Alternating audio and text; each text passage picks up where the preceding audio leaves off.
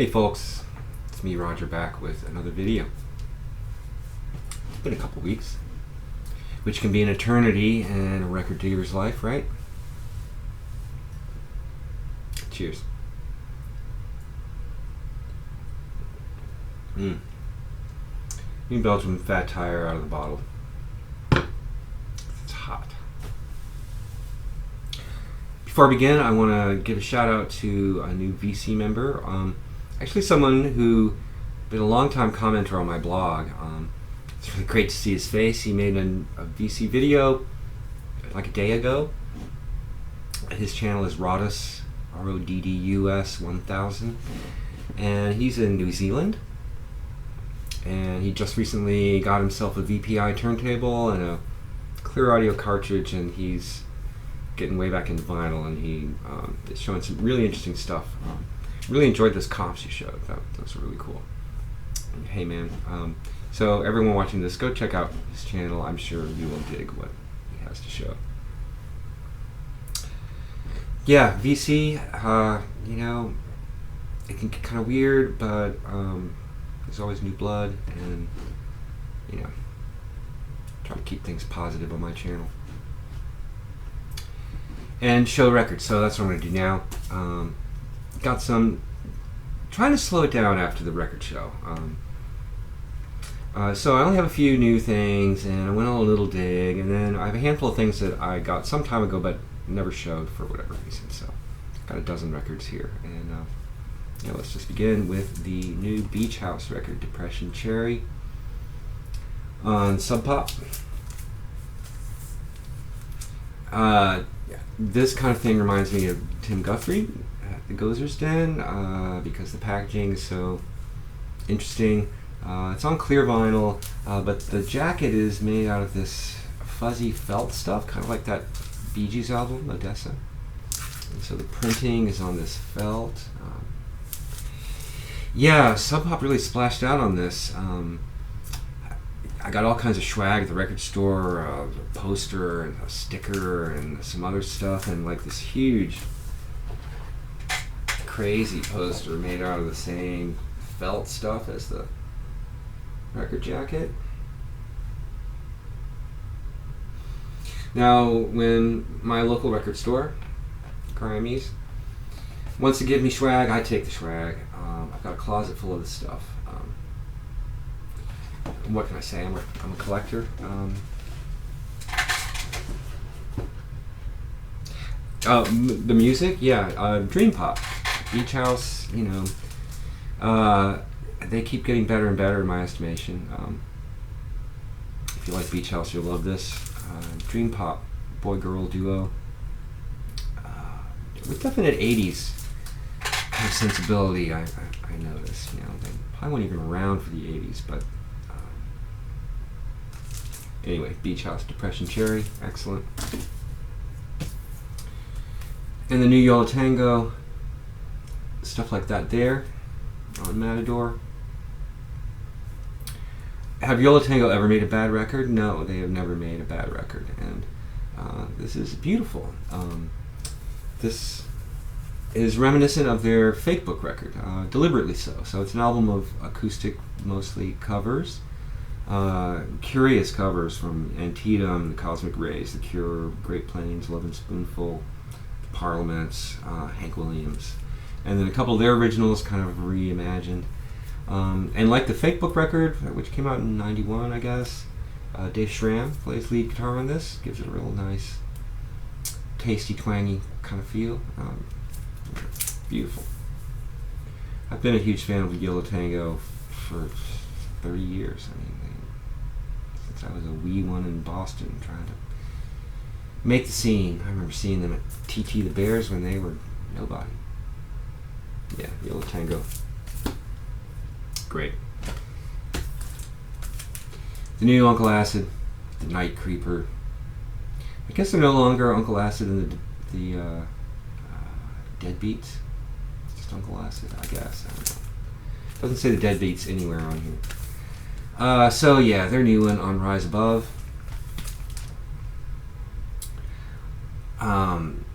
their record, what was it called? Bloodlust, is really great, Sabbathy doom stuff. These guys are a UK band. I didn't love Mind Control as much, but this is kind of a return to form to my ears. This just came out Friday. I've only listened to it once, but I dug it. The production's a little bit cleaner, and the songs are a little stronger. This last track, Slow Death, is pretty awesome.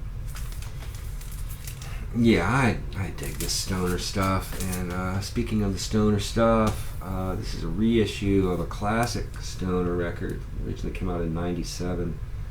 Electric Wizard, Come My Fanatics. Also on Rise Above. Fan-fucking-tastic record. This is the record before Dope Throne, which is a masterpiece. This is almost as good, and that's really saying something. This is... Whew, man. Stony. Yeah, super psyched that Rise Above has reissued these things. Purple vinyl, sounds great, sounds awesome. Spread out over 2 LPs and a nice gatefold. Yeah, Electric Wizard. Man. That's it for new stuff. Here's something I dug up. Incredible string band, No Ruinous Feud, from 1973 on Reprise.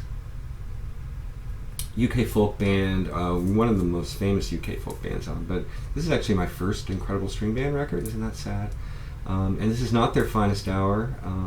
It's like their 11th record or something like that. There's some really great songs on here. It's kind of all over the place. There's like some reggae and some like sort of horn Dixie kind of country. I don't know. And that's charming. But there's some really beautiful folky songs on here. I really need to up my game on the Incredible String Band. But you got to start somewhere, right? And so, why not here? Incredible String Band, No Ruinous Feud.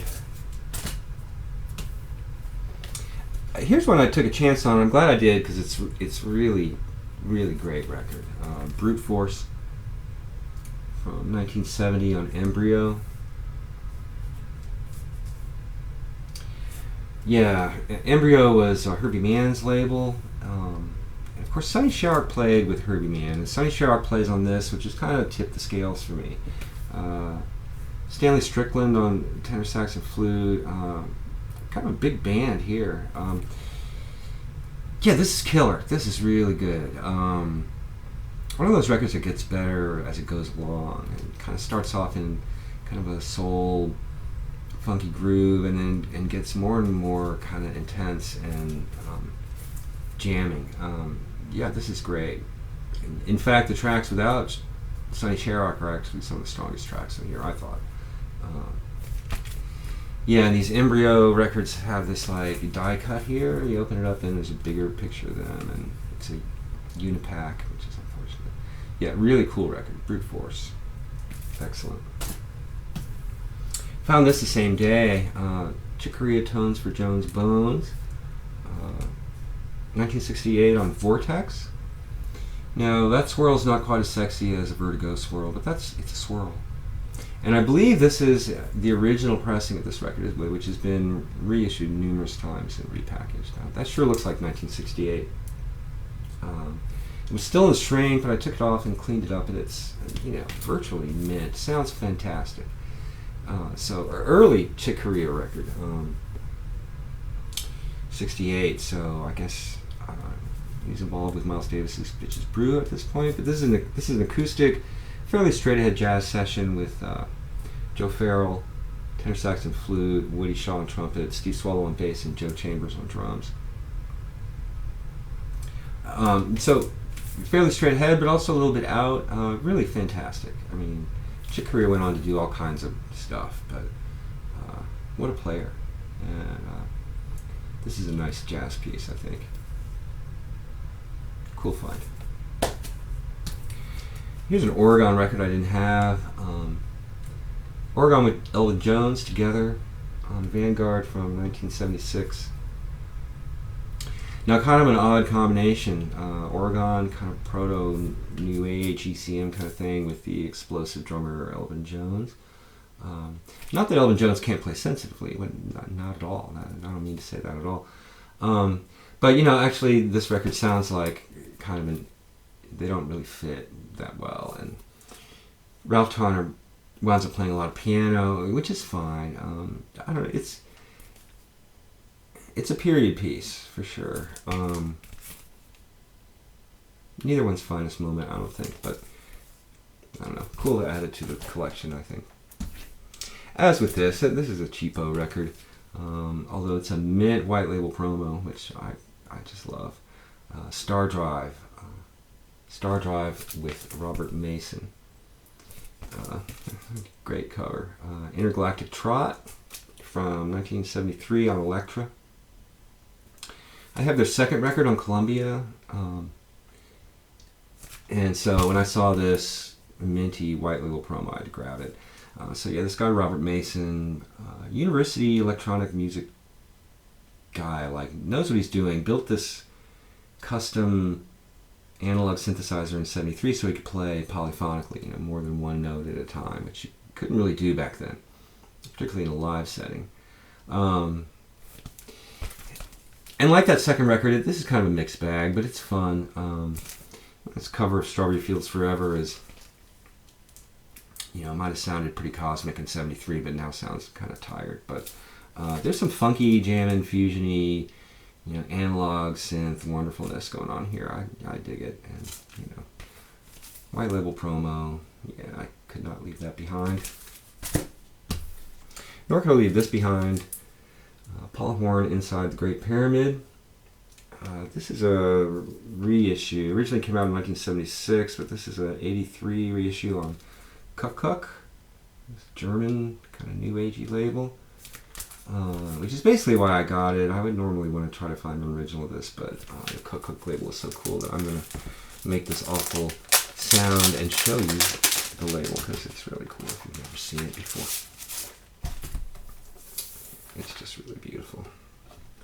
And this is really beautiful music. Paul Horn, playing saxophone and flute and chanting inside the Great Pyramid of, Egypt. 2 LPs and a gatefold.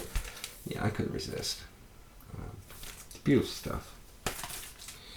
Speaking of beautiful music, this is a record I've had for a little while, but I filed it away, but I listened to it again recently and thought, I need to show this because some folks will dig this. Particularly Carm, Gorvo 71, is that your channel name? Carm, you must know about this record, I'm sure. Stephen Coughlin, The Song of the Reed. If you don't know about it, you would so love this. It's on Fortuna from 1983 again. A New Age, call it whatever you want. This is beautiful music. Stephen Coughlin plays Bensuri, bass and C flute, soprano sax, percussion, and zither. Accompanied by Don Robertson on the zither, who I think is a Nashville guy, teaches tabla and stuff here in Nashville. I'm not sure. And Ross Massler on guitar. Lovely, just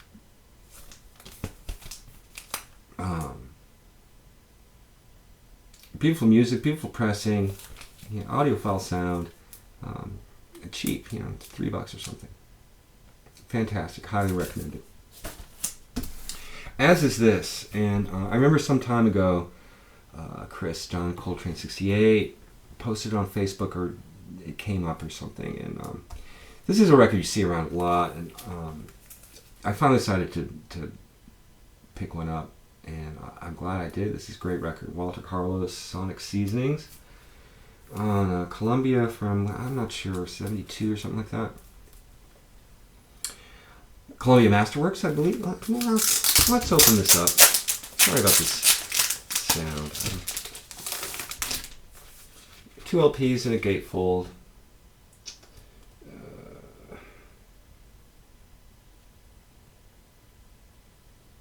I can't find a date on this.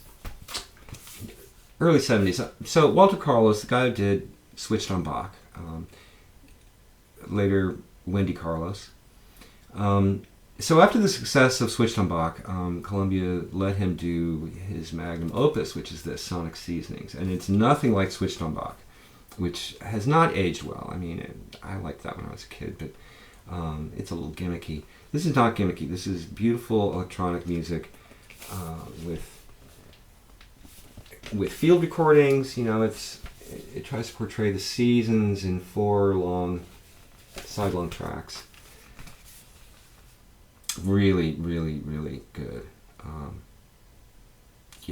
This is a cheap record. You can find it all over the place. In fact, when I was digging that day, they had like 6 copies there, and so I kind of went through them all and found the one that looked the best and cleaned it up, and it sounds fantastic. It's just, if you like electronic music,